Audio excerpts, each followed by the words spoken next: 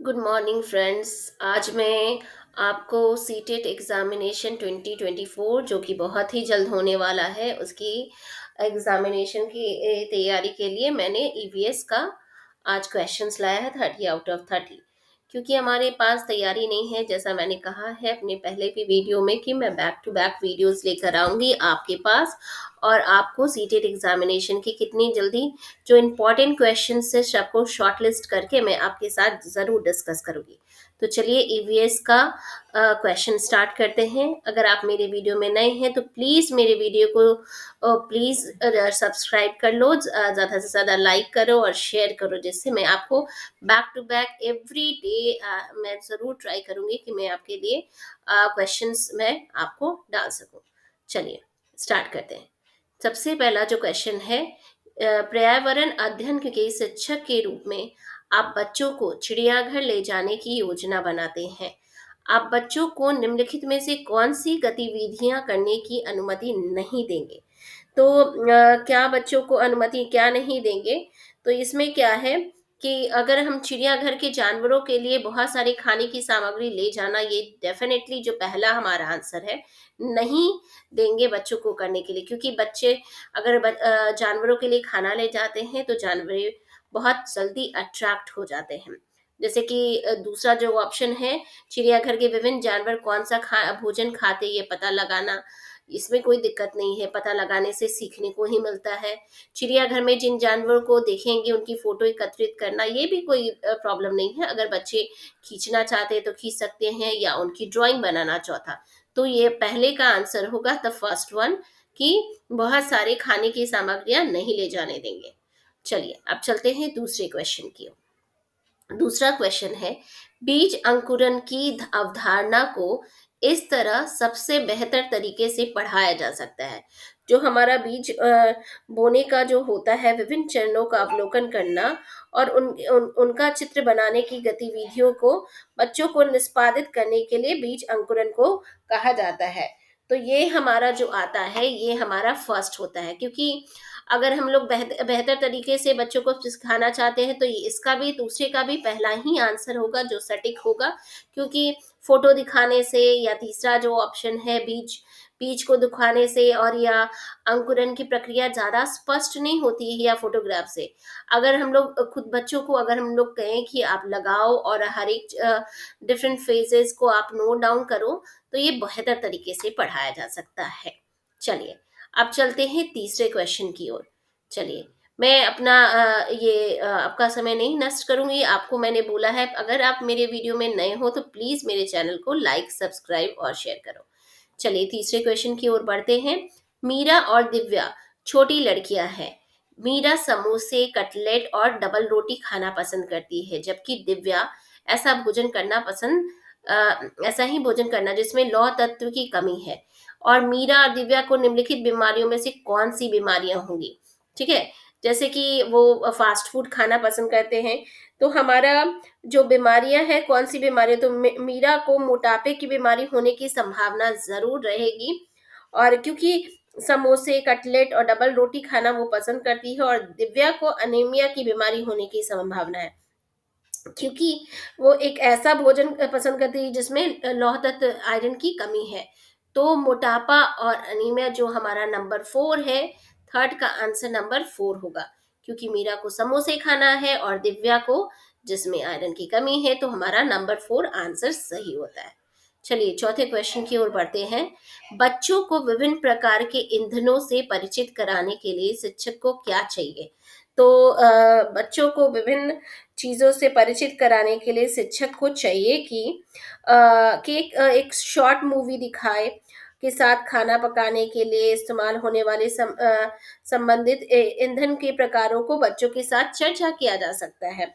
तो जैसे कि ईंधनों का कुछ नमूने से नहीं हो, आजकल हमारे क्लास में भी स्मार्ट क्लास चलता है। तो स्मार्ट क्लास के थ्रू अगर शिक्षक हमें एक लघु फिल्म दिखाने के लिए खाना पकाने के लिए इस्तेमाल में किए जाने वाले संभावित ईंधन के प्रकारों पर अगर चर्चा करते हैं तो वो उनके लिए उपयोगी होगा। तो नंबर 4 का आंसर नंबर 2 है। चलिए नेक्स्ट क्वेश्चन की ओर बढ़ते हैं।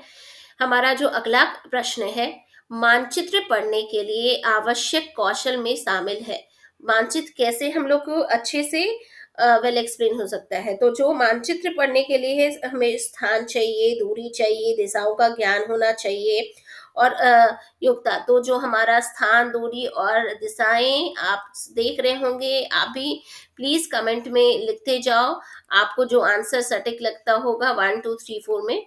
तो स्थान, दूरी और दिशाएं, ये हमारा आंसर नंबर 2 है। सो क्वेश्चन नंबर 5 का नंबर 2 है आंसर। आप भी इसमें कमेंट करते जाओ तो मैं आपकी कमेंट का आंसर्स करूंगी। ठीक है। नंबर 6, हमारा जो छठा क्वेश्चन है वो है, पर्यावरण अध्ययन की कक्षा में बच्चों के व्यक्तिगत अनुभव को महत्व देना शिक्षक को लाभ पहुंचाता है। क्या शिक्षक को लाभ पहुंचाता है? जैसे कि महत्व देने से बच्चों के अनुभव संसार से जोड़ने और उसके विचारों को सीखने का बढ़ावा मिलता है, जिससे हमेशा बच्चों के थॉट्स को सुनना चाहिए और ये सारी चीजें को करना चाहिए, ना कि उसकी ऊर्जा को बचाने के लिए या उनके अनुभव को ना जानने के लिए, या हमेशा बच्चों से डिस्कशन करना चाहिए। तो छठे आंसर का जो आंसर है वो नंबर 1 होगा। चलिए नेक्स्ट क्वेश्चन की ओर। यह देखा गया है कि पाचन क्रिया बाहर की अपेक्षा आमाशय के अंदर अधिक तेजी से होता है, क्योंकि अब जो पाचन क्रिया है अमाशय के अंदर अधिक तेजी से होता है, क्योंकि अमाशय के अंदर भोजन का मंथन होते रहता है हमेशा, ये तो आपको पता है, जिससे इसकी सतह का क्षेत्रफल बढ़ जाता है और एंजाइम की क्रिया तेज हो जाती है। तो जो हमारा ये पाचक रस जब अमाशय के बाहर रहता तो निष्क्रिय होता है, ये आंसर नहीं होगा। पाचक रस अमाशय के अंदर अम्लीय होता है और वो क्षारीय हो जाता है, वो भी नहीं होगा। अमाशय के अंदर भोजन की उपस्थिति में पाचक रस का उत्पादन बहुत ज्यादा होता है, वो भी नहीं होगा। तो नंबर 7 का आंसर नंबर 2 है, वो है एक सटीक आंसर। ठीक है। अब चलते हैं 8वें प्रश्न की ओर, जो कि है, निम्नलिखित कथनों में से कौन सा प्राथमिक स्तर पर पर्यावरण अध्ययन पढ़ाने का उद्देश्य नहीं है? जो हमारा 8वां जो है प्रश्न वो है, जैसे कि प्राथमिक स्तर पर पर्यावरण अध्ययन को पढ़ाने का उद्देश्य बच्चों पर आकलन के लिए शब्दावली और परिभाषाओं का बोझ डालना नहीं है। तो हमें बच्चों पर बोझ कभी भी नहीं डालना चाहिए, हमेशा उसके इंटरेस्ट के अकॉर्डिंग पढ़ाना चाहिए। हमेशा शिक्षक को चाहिए कि हमें बच्चों को बहुत ही इंटरेस्टिंग वे में चले। तो हमारा 8वें प्रश्न का ये आंसर होता है नंबर 1। चलिए नेक्स्ट क्वेश्चन की ओर बढ़ते हैं। भैंस की पीठ पर अक्सर बगुला, एक ग्रेट पक्षी, बैठा होता है। ऐसा इसलिए होता है क्योंकि बगुला क्यों बैठा होता है? तो ये क्वेश्चन है। तो बैठा इसलिए होता है क्योंकि बगुला भैंस की पीठ पर परजीवी कीट को खाता है। बिकॉज भैंस की पीठ में ना एक तरह का जीव हमेशा रहता है। तो बगुला हमेशा बैठ के उसको खाने के लिए उस पे बैठा रहता है, ना कि उसके जैसे कि उसकी पीठ पे गाना पसंद है या बहुत आराम करना चाहता है, ऐसा बिल्कुल नहीं है।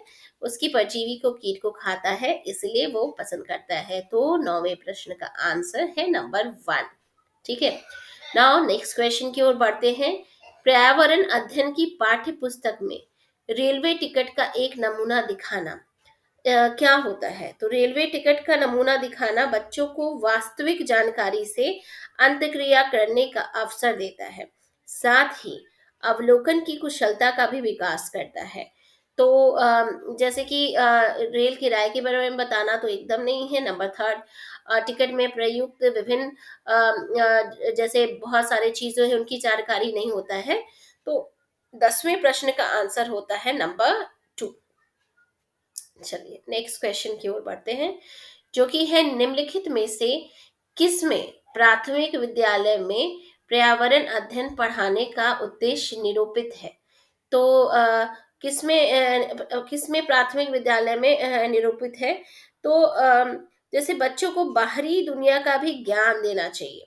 तो बच्चों को बाहरी दुनिया का ज्ञान कैसे मिलेगा? जैसे कि उनको और सारी बुक को करते बच्चे तो बुक से जुड़े ही रहते हैं। तो बाहरी दुनिया का ज्ञान कैसे होगा? जब हम उनको घुमाएंगे, बाहर की दुनिया से जोड़ेंगे तब। तो विद्यालय में बच्चों के अनुभव को बाहरी दुनिया से जोड़ना, जो कि हमारे इस प्रश्न का उत्तर है। चलिए नेक्स्ट क्वेश्चन की ओर जाते हैं। दंत क्रिया कार्य के संबंध में निम्नलिखित में कौन सा कथन सही है? तो पहला जो हमारा क्रिया है, इसमें क्या है, जैसे कि अभिभावक भाइयों या बहनों द्वारा अपनी क्षमता के अनुसार किया जा सकता है, या प्रतिदिन विविधता और अभ्यास कराने के लिए कक्षा कार्य या होमवर्क देना चाहिए, या दंत कार्य आकलन का एकमात्र तरीका है, या इस बच्चों को सूचना खोजने, अपने विचारों का निर्माण करने के लिए, उच्चारित करने का अवसर प्रदान करने के लिए हमें ये करना चाहिए। तो जो हमारा 12वां प्रश्न है उसका सटीक आंसर है नंबर 1। चलिए, आप भी प्लीज कमेंट में कमेंट करते जाओ, सो दैट मैं चेक करूंगी कि आपने सही लिख रहे हो कि नहीं। ठीक है, चलिए अगले प्रश्न की ओर बढ़ते हैं। पर्यावरण अध्ययन की कक्षा में सरल प्रयोग और निदर्शन किए जा सकते हैं, कैसे? तो जो इसकी क्लास होती है, उसमें बच्चों को स्वयं सीखने के योग्य बनाने और अवलोकन कौशलों को तेज करने के लिए सरल प्रयोग और निदर्शन किए जा सकते हैं। तो हमारा जो इस प्रश्न का आंसर है, अवलोकन पैदा करना, वो हमारा एग्जैक्ट आंसर होगा नंबर 3। तो बच्चों को स्वयं सीखने के योग्य बनाने और अवलोकन कौशलों को पैदा करने के लिए किए जा सकते हैं। ये होगा नंबर 3। चलिए नेक्स्ट क्वेश्चन की ओर।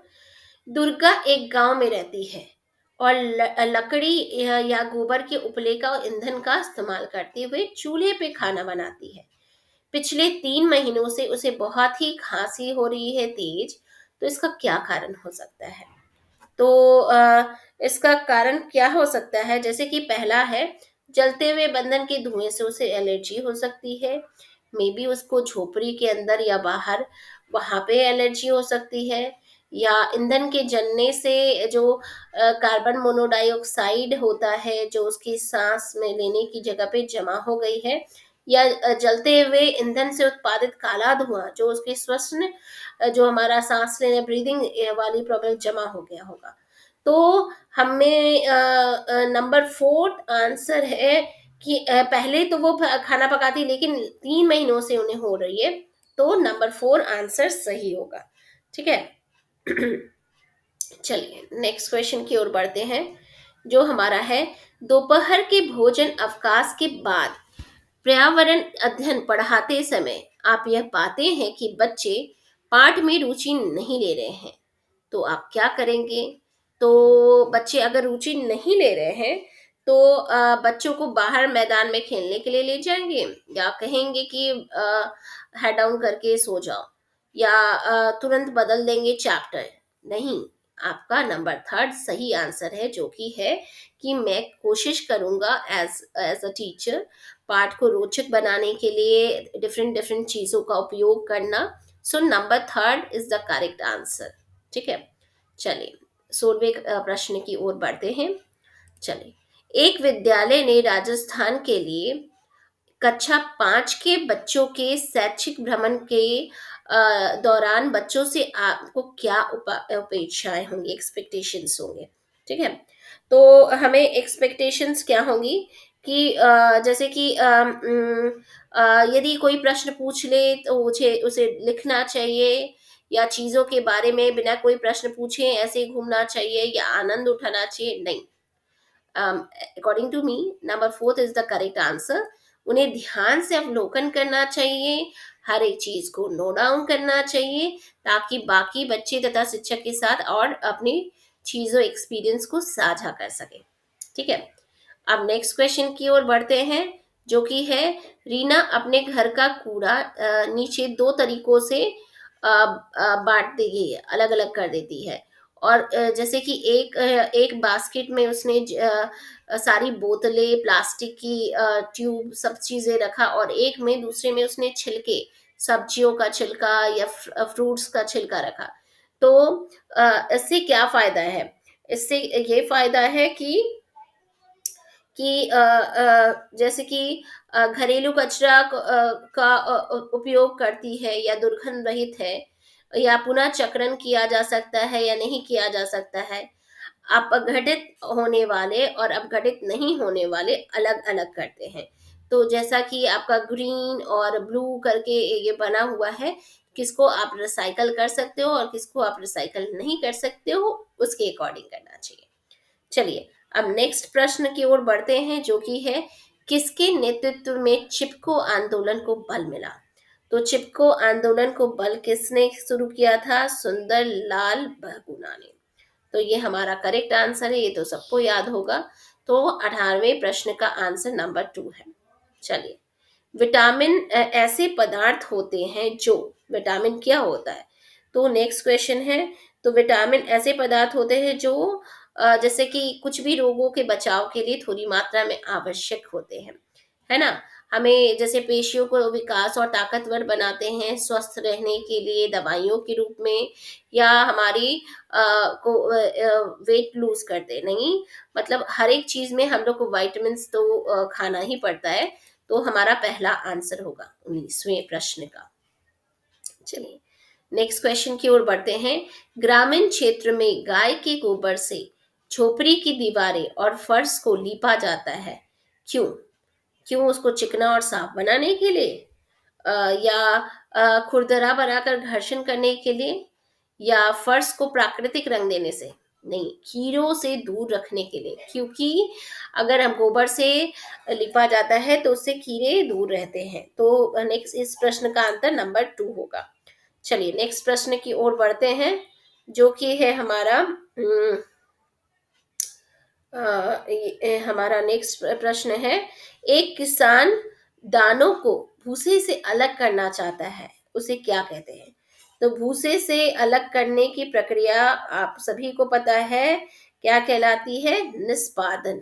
ठीक है, तो भूसे से अलग प्रक्रिया को कटाई नहीं कहते हैं, हस्तचयन नहीं कहते, ट्रेसिंग नहीं कहते हैं, निष्पादन कहते हैं। तो हमारा चौथा आंसर हुआ। चलिए, अब है हमारा नेक्स्ट क्वेश्चन। पर्यावरण अध्ययन की पाठ्य पुस्तक में पहेलियां शामिल करने का निम्नलिखित में से कौन सा उद्देश्य नहीं है? तो जो हमारा नेक्स्ट ये क्वेश्चन है, बच्चों के मस्तिष्क को भ्रमित करना और उन्हें इस भ्रम का आनंद उठाने देना, ये पाठ्य पुस्तक में शामिल नहीं किया गया है, क्योंकि हमें भ्रमित करना ही नहीं है यहाँ पे। तो हमारा 22वें प्रश्न का आंसर नंबर 1 होगा। ठीक है, ठीक है, उसे जैसे कि ये मैं ईवीएस पढ़ा रही हूँ या चारों तरफ कह रहे, तो उसमें मुझे कोई भी इल्यूजन क्रिएट नहीं करना है। ठीक है, चलिए नेक्स्ट क्वेश्चन की ओर बढ़ते हैं। और इससे पहले मैं ज़रूर बोलूँगी कि अगर आप मेरे वीडियो में नए हो तो प्लीज़ मेरे चैनल को सब्सक्राइब कर लो, लाइक करो और ज़्यादा से ज़्यादा शेयर करो। ठीक है, चलिए, एक पुरुष जिसका रक्त ओ है और एक ए है, और वाली स्त्री से शादी करना चाहते हैं, उसके पहले बच्चे के रक्त समूह ओ होने की संभावना कितनी प्रतिशत रह जाएगी? तो जिसका है 50-50% चांसेस हमेशा रहता है कि मे बी ओ हो सकता है, ए हो सकता है। तो number 3 is the correct answer. ठीक है, मेल और फीमेल से कुछ नहीं होता, इट डिपेंड्स कि क्या होता है। तो 50-50% चांसेस रहती है। टूटता तारा उल्का है, तो जो टूटता तारा होता है वो क्या होता है? तो उल्काप जो पृथ्वी के वायुमंडल में प्रवेश करते हुए आग पकड़ लेता है, ठीक है, उसे कहते हैं। ठीक है, तो 24वें प्रश्न का आंसर नंबर 1 होगा। ठीक है, अब है नेक्स्ट क्वेश्चन, उबलना और वाष्पीकरण में अंतर क्या है? तो उबलना और वाष्पीकरण में अंतर है, क्या द्रव का आयतन कम हो जाता है और वाष्पीकरण में नहीं? क्या वाष्प में परिवर्तन देखा जा सकता है जबकि वाष्पीकरण में देखा नहीं जा सकता है? या जल की अवस्था बदल जाती है जबकि वाष्पीकरण में नहीं? वाष्पीकरण किसी भी तापमान पर हो सकता है जबकि क्वथन में नहीं। वाष्पीकरण किसी भी तापमान पर हो सकता है जबकि क्वथन में नहीं। This is the correct answer number 25th का। ठीक है, चलिए नेक्स्ट क्वेश्चन की ओर चलते हैं। प्राथमिक स्तर पर आकलन में शामिल होना चाहिए, तो क्या होना चाहिए प्राथमिक स्तर पे? तो हमारा जो नंबर 3 है, शिक्षक द्वारा तथा असंरचना तरीकों से किए गए अवलोकन को बच्चे और अभिभावकों के साथ बांटना। चलिए, नींबू साधारण पानी में डूब जाता है लेकिन नमकीन पानी में तैरते रहता है, क्यों? ऐसा क्यों होता है भाई? तो जो हमारा ये है, नींबू साधारण नमकीन पानी में इसलिए डूब जाता है क्योंकि नमकीन पानी का जो घनत्व होता है साधारण पानी के घनत्व से अधिक होता है। तो ये है हमारा सही आंसर नंबर थर्ड। ठीक है। अब है नेक्स्ट, पके हुए चावल रेफ्रिजरेटर में अपेक्षाकृत क्या हो जाते हैं? तो अपेक्षाकृत क्या हो जाते हैं पके हुए चावल? अपेक्षाकृत लंबे समय तक परिचित किए जा सकते हैं क्योंकि कम तापमान पर रोगाणु निष्क्रिय हो जाता है। तो number third is the correct answer. ठीक है। चलिए अब सेकेंड लास्ट क्वेश्चन की ओर चलते हैं। रक्त की जांच द्वारा किसकी उपस्थिति में मलेरिया की पहचान होती है? तो रक्त की जांच द्वारा किस उपस्थिति में मलेरिया की पहचान होती है? वो है कि परजीवी या उपस्थिति में मलेरिया की पहचान होती है। तो लाल रक्त की कोशिकाओं का जो होता है उसमें होता है उसकी पहचान। अब नेक्स्ट क्वेश्चन की ओर जाते हैं। पर्यावरण अध्ययन की कक्षा में अवधारणाओं का स्पष्ट करने की कविताएं या कहानी कथन का प्रयोग करना क्या कहलाता है? तो जो बच्चों के जो हमारा ये है, बच्चों में विद्वान है जो नंबर फोर, स्थानीय एवं विश्व स्तर पे संसार की प्रकृति को खोजना और कल्पना करने की योग्यता विकास में मदद करना is the correct answer. So hope अगर मेरी आपको वीडियो ये पसंद आई हो तो प्लीज मेरे वीडियो को ज्यादा से ज्यादा लाइक करो, सब्सक्राइब करो और शेयर करो। ऐसी इंटरेस्टिंग वीडियो के साथ मैं आते रहूंगी। तब तक के लिए thank you, bye bye, take care and see you.